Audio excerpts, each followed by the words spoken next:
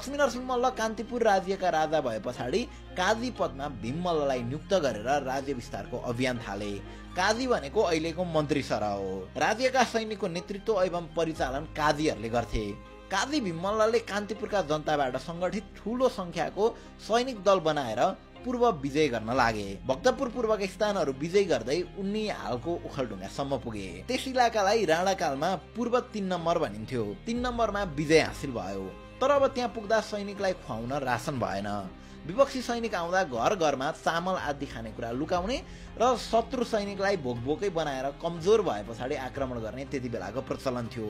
तर भीम मल्लले घर घरबाट धान सङ्कलन गरे र एउटा ठूलो खोपिल्टो पारेर ढुङ्गामा राखेर माथिबाट ढुङ्गाले नै कुटेर चामल तयार गरी सैनिकलाई भात खुवाए। धान कुट्ने आधुनिक मेसिनहरूको प्रयोग नभएको त्यस समयमा काठको ढिकीले ओखलमा कुटेर चामल तयार पारिन्थ्यो। तर ती साधनहरू पनि नपाउँदा भीम मल्लले ढुङ्गाकै सहारा लिनु पर्यो। कान्तिपुरका सैनिकले धान कुटे पछाडि त्यस ढुङ्गाको खोपिल्टो अझ ठूलो भयो र त्यस ढुङ्गालाई स्थानीयले ओखल जस्तो भएकाले ओखलढुङ्गे भन्न थाले। यता कान्तिपुर लगायतका उपत्यकाबाट पनि त्यस इलाकाको कुरा गर्दा वा लेखपढी गर्दा पनि ओखलढुङ्गाबाट यता वा ओखलढुङ्गाबाट उता भनेर सम्बोधन हुन थाल्यो।